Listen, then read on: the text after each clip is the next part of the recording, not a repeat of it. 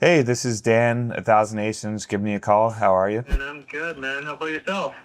I'm doing great, thank you. You just give like a brief background of where your business is at, your background, where you're trying to go, and then we can get into the specific issues you're facing and see if I can help in any way I can. Yeah, for sure. So, yeah, I onboarded with ETG back mid-July, I think, right? So it took a little bit of time to kind of learn everything, all the ins and outs. Your course was great in terms of getting things going. I did win over a couple brand direct deals. Bigger issues are just margins in the buy box. Right? Okay. And yeah. So those would be the biggest things. I'm working directly with these brands, but for whatever reason, the margins are just really slim. And So yeah, let's tackle one at a time. So we'll tackle the margin issue. So the brands that you're working with, do they have any sort of map policy, or do they let resellers kind of just sell at any price that they want, and the price is kind of a roller coaster? yeah, so I guess it's two different brands, right? One definitely has a map policy, the other one doesn't, right? And so with the one that does it, when I came across them, there were sellers on there, and then all of a sudden they opened up all these accounts, right? And then now there are, I think, about 20 sellers, and I find that I'm getting into a price war. Right.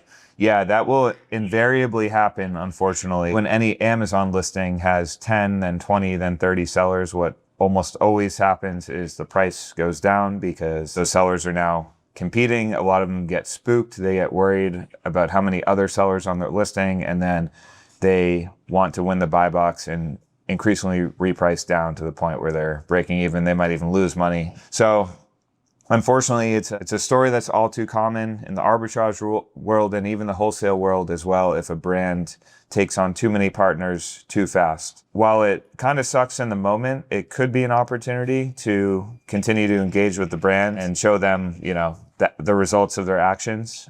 Maybe ask them why they opened up to so many resellers and if they have a plan to work with a smaller number of quality resellers left. And then you can also suggest things like creating a map policy. But yeah, unfortunately, I've been there many times where a big influx of sellers come on a listing and it's kind of cooked for a few months. But I think that what can separate you from everyone else is probably going to say, oh, I'm never going to buy that brand again. It's ruined. The sellers that are playing the long game, they might take that as an opportunity to talk about it with the brand and see if you guys can work together to create a plan for it. So I'm not sure if you've talked to the brand about this in stating communication, but I would write them an email or give them a call and just say, I noticed when I onboarded with you guys, there were about 4 sellers. Now there are 20. I just want to understand what the game plan is here for XYZ brand. You can also point out that as a result of all these sellers, the price is going down and down, and just get them to talk. It's another conversation, and that conversation can lead to possibly an exclusive, possibly you're on a short list of authorized sellers in the future. And yeah, I would say just try to take the bad news and make it into an opportunity. And that's going to be really the best you can do. Some of this stuff is unfortunately out of your control. It's happened to me at least a dozen times where I bought something thinking it's great, and it is great temporarily, and then it gets kind of ruined.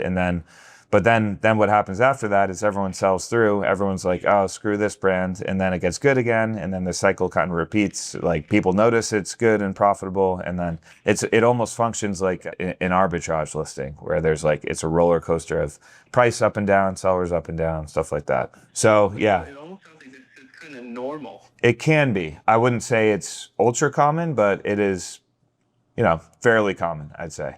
I'll talk a little bit about the life cycle of a typical brand on Amazon. So usually the beginning of the life cycle is the brand is brand new. They're just launching on Amazon, and they're excited to just be getting sales on Amazon. And then a bunch of sellers notice that they're selling on Amazon, and they don't really know any better, the brand owners, and they'll say, oh, you want a wholesale account? Sure, I'll give you a wholesale account. Everyone can sell on Amazon. The money rolls in, they start onboarding wholesaler after wholesaler that wants to buy product. And then they notice that all those sellers come on Amazon, the price gets destroyed. Then they say, oh, we have way too many people selling. We need to cut down sellers.